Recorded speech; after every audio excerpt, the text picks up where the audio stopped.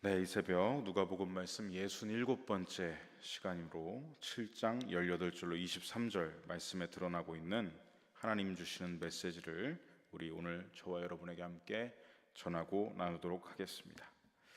우리 먼저 지난 시간 말씀을 좀 살펴보면 예수님께서 작은 마을이었던 나인성으로 가셔서 거기서 한 과부의 죽은 아들, 그 아들의 장례 행렬을 보게 되신 이야기를 함께 살펴보았습니다.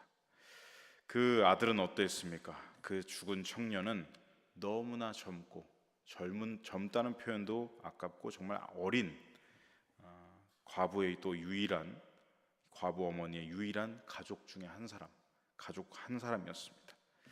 예수님은 그 장례 행렬을 보시고 그냥 지나치실 수가 없었습니다. 그래서 그 장례 행렬에 참여한 그 어떤 사람들의 슬픔보다 더, 그리고 어떻게 보면 그 어머니가 겪는 상실의 고통보다 더 그 장례 행렬을 보시면서 창자가 끊어지는 듯한, 애간장이 녹는 것 같은 큰 고통을 느끼셨죠.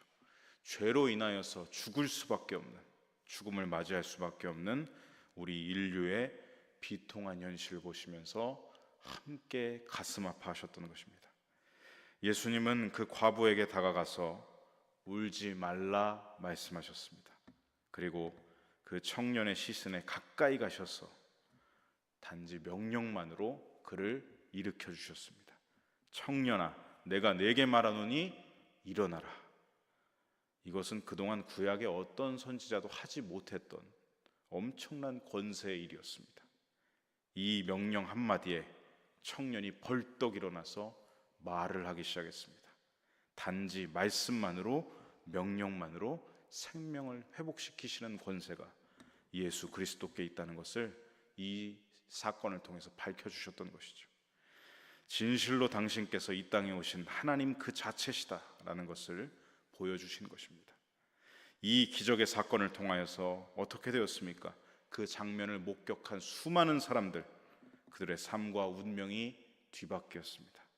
그들은 조문객이었는데, 죽음을 슬퍼하고 비통해하는 조문객들이었는데, 그들은 그 사건을 통하여서 부활의 증인으로 그들의 삶과 운명이 바뀌게 된 것이죠. 남편도 잃고 자식도 잃었던 그 과부는 어떻게 되었습니까? 비통함과 상실함으로 점철되었던 그녀의 삶과 운명도 뒤바뀌었습니다. 주께서 일으켜 주신 아들을 되찾게 되었고, 그래서 그녀의 삶은 기쁨과 감사와 찬송으로 채워졌습니다. 물밀듯이 그 간증이 터져 나오게 되었던 것이죠.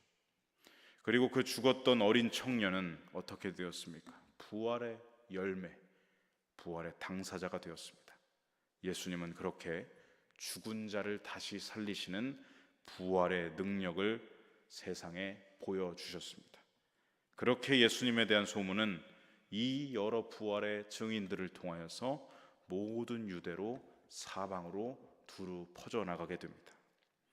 자, 그런데 이어지는 오늘 본문을 보시면 이것과는 좀 상반되는 또 다른 사건이 나타나게 됩니다. 그동안 무대에서 사라져서 잊혀져 있었던 한 사람에 대한 이 등장이 기록되어 있는데요, 바로 세례 요한의 재등장이 나타나고 있습니다. 요한은 앞선 누가복음 3장 20절 이후로 무대에서 사라졌었습니다. 우리 누가복음 3장 19절로 20절 말씀 함께 읽어보겠습니다. 분봉왕 헤롯은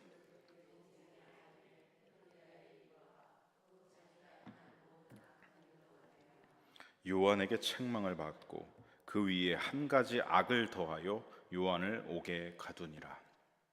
자, 그가 무대에서 사라졌던 이유가 기록되어 있죠. 세례 요한이 이 갈릴리 분봉왕으로 있을 때, 세례 요한이 갈릴리 분봉왕 헤롯 안티파스가 저지른 부정하고 악한 일에 대해서 지적을 했습니다. 그 지적한 일로 말미암아서 이 헤롯 안티파스가 열이 받아서 세례 요한을 감옥에 가두었던 것이죠. 그렇게 요한은 감옥에 갇히게 되었는데, 감옥에 갇힌 사람은 사실 세상의 소식을 잘 알 수가 없습니다. 그런데 다행히 세례 요한은 제자들이 있었고, 그 제자들을 통해서 밖에 세상 소식을 들어왔던 것을 우리가 보게 됩니다. 특별히 요한은 오늘 본문 18절 말씀처럼 그의 제자들을 통해서 예수님에 대한 소문, 예수님에 대한 뉴스들을 계속 들어왔던 것이죠. 그 내용이 공간복음의 병행 구절인 마태복음 11장 2절에도 기록되어 있습니다. 요한이 옥에서 그리스도께서 하신 일을 들었다라고 기억하고 있죠. 그렇게 감옥에서 예수님이 하신 일을 전해 듣고 있던 요한은 갑자기 오늘 본문 19절에 보니까 자기 제자 중 둘을 예수님께 보내게 됩니다. 오늘 본문 19절 말씀 함께 읽어보겠습니다. 요한이 그 제자 중 둘을 불러 주께 보내어 이르되 오실 그이가 당신이오니이까 우리가 다른 이를 기다리오리이까 하라 하매. 자, 요한이 제자 둘을 왜 갑자기 예수님께 보냈는가, 그 이유가 기록되어 있습니다. 붉은색 글씨를 보시면 알 수가 있죠. 세례 요한은 예수님이 하시는 사역의 소문을 다 일일이 듣고선 의문을 가지게 됩니다. 정말 예수님이 오시기로 한 메시아가 맞나? 요한은 갑자기 그런 의문 부호를 마음에 품게 된 것이죠. 그는 어떤 사람이었습니까? 이전에 예수님을 높이던 사람이었습니다. 나는 그분의 신발끈을 묶을 자격도 되지 않는다 라고, 예수님은 나와는 차원이 다른 메시아이시다라는 것을 누구보다도 잘 알았던 그런 사람이었습니다. 그런데 지금 왜 이제 와서 이런 의문을 품게 된 것일까요? 이것은 그가 감옥에 갇히기 전에 했던 사역들을 되짚어봐야 알 수가 있습니다. 세례 요한에게 하나님께서 맡겨주신 사역은 무엇이었습니까? 외치는 자의 소리가 되는 것이었습니다. 그가 무엇을 외쳤습니까? 회개하라, 천국이 가까이 왔다. 그는 메시아께서 오기 전에 우리는 지금 당장 회개해야 한다라고 외치는 사역을 했던 사람이죠. 그가 왜 회개를 외쳤냐면 메시아께서 오시면 심판이 임할 것이다 라고 알고 있었기 때문입니다. 우리 누가복음 3장 16절로 17절 말씀 함께 보겠습니다. 요한이 모든 사람에게 대답하여 이르되 나는 물로 너희에게 세례를 베풀거니와 나보다 능력이 많으신 이가 오시나니 나는 그의 신발끈을 풀기도 감당하지 못하겠노라. 그는 성령과 불로 너희에게 세례를 베푸실 것이요 손에 키를 들고 자기의 타작마당을 정하게 하사 알곡은 모아 곳간에 들이고 쭉정이는 꺼지지 않는 불에 태우시리라. 그렇습니다. 요한은 메시아를 어떻게 이해했는가? 무서운 심판주로 이해하고 있었습니다. 그래서 하나님께서 자신을 그 무서운 심판이 임하기 전에 이스라엘을 회개케 하는 준비자로, 자신을 외치는 자의 소리로 쓰시는 것이라 이해하고 있었던 것이죠. 그래서 그는 메시아께서 오시면 세상의 모든 불의한 것들이 바로잡힐 것을 기대했고, 폭군과도 같은 이 로마 정권이 뒤집어질 것을 기대했고, 그리고 분봉왕 헤롯 안티파스, 정말 부정한 일 투성이었던 그 분봉왕도 반드시 심판받게 될 것이다, 이것을 기대했던 사람이었습니다. 그런데 그가 감옥에서 가만히 그의 제자들을 통해서 들어보니 예수님의 사역들은 심판과는 거리가 멀었습니다. 그 사역들은 자신이 생각한 메시아의 사역이 아니었던 것이죠.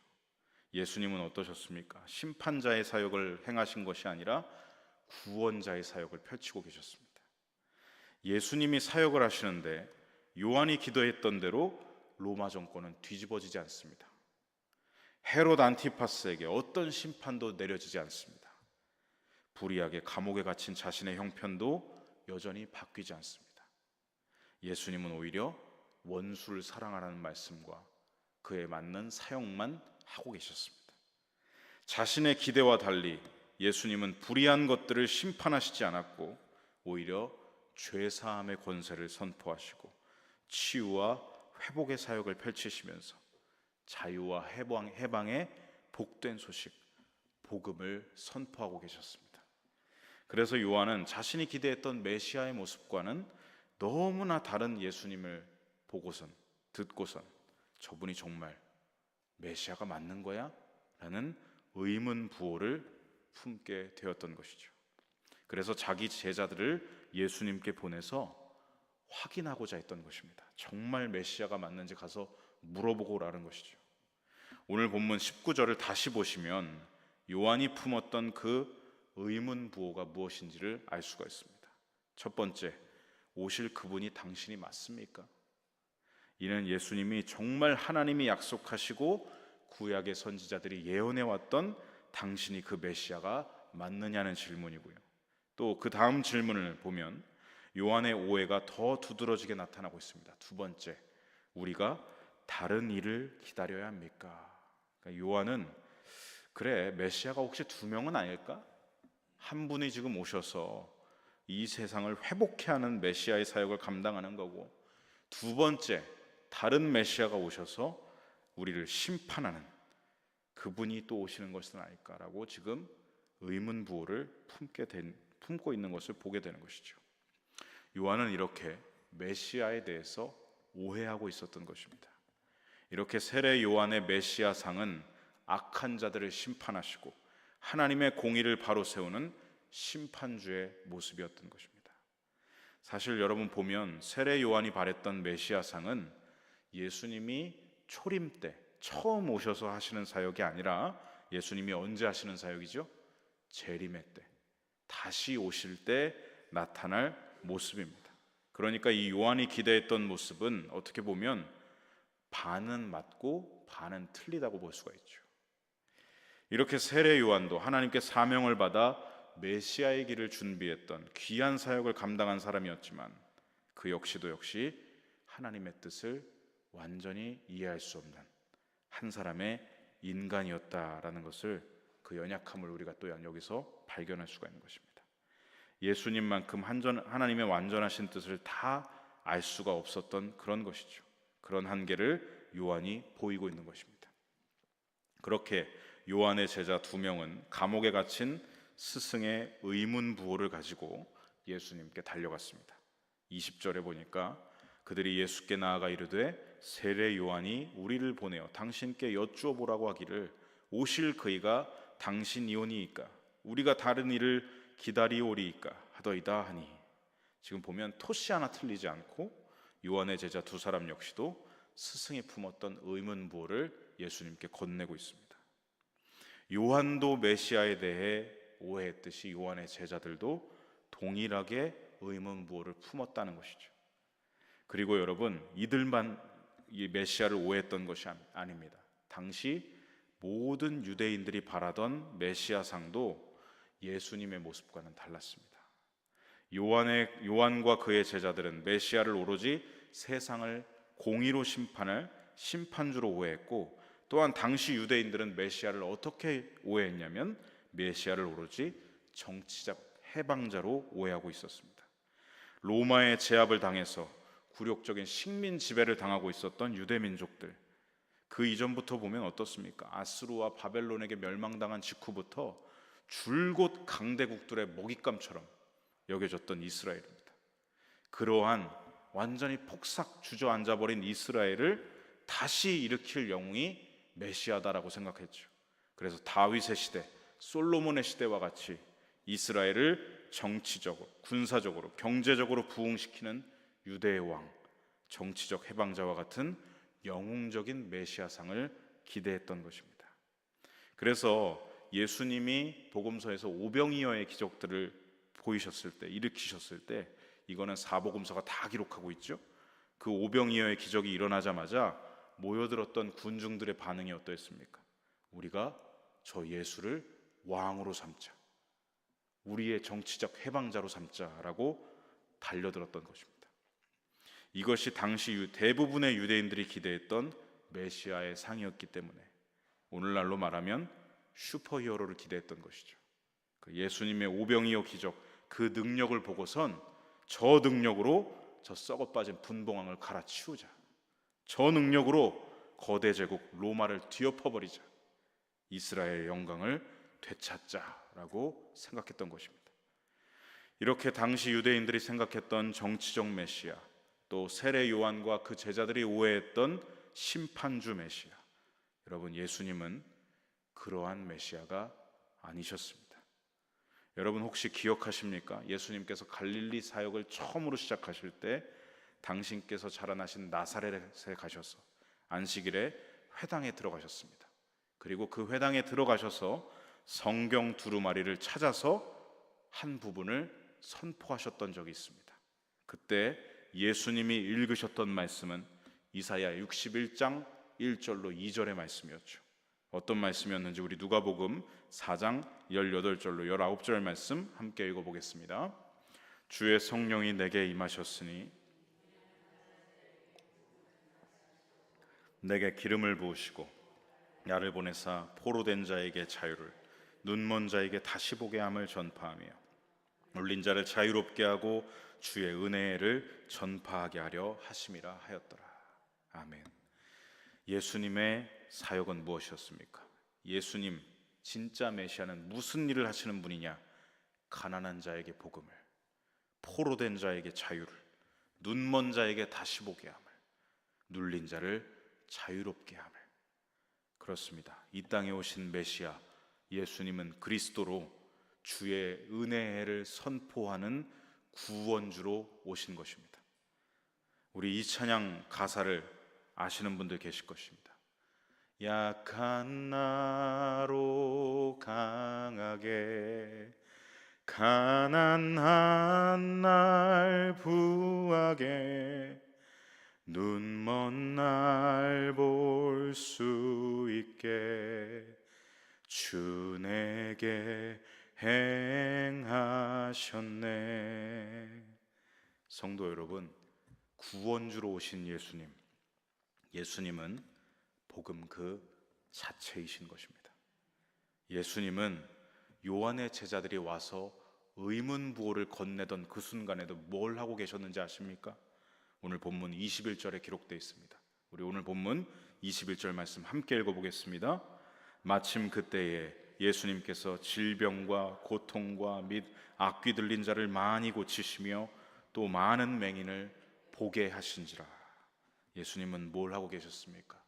그때에도 여전히 죄악에 짓눌려 신음하고 있는 자들, 고통 속에 신음하고 있던 백성들을 자유케 하시고 회복시키고 계셨습니다.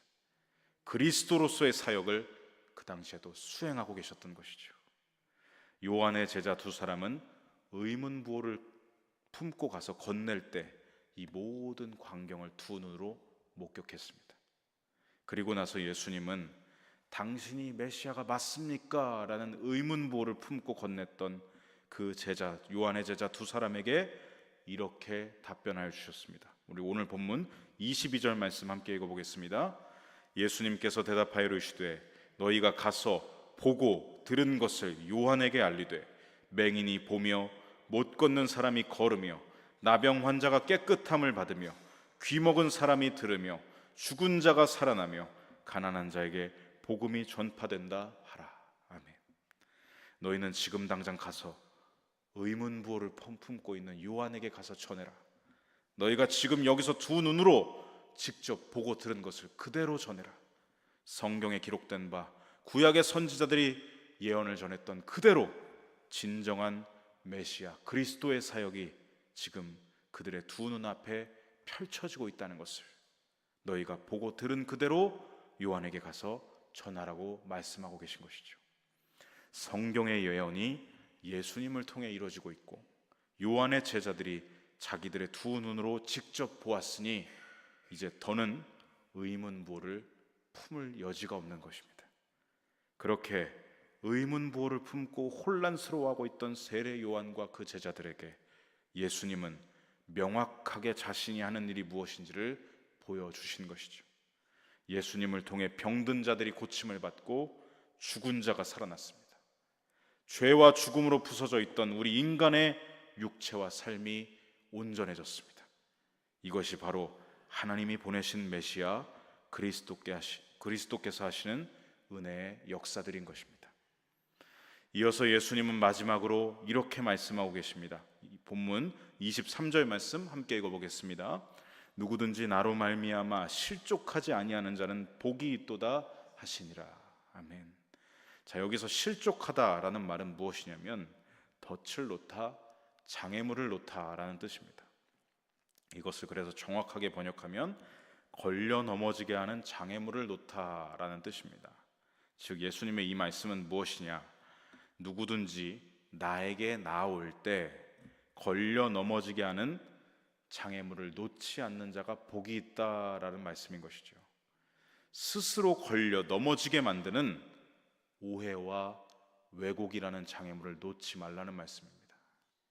복음을 복음대로 받아들여야 된다는 말씀이죠.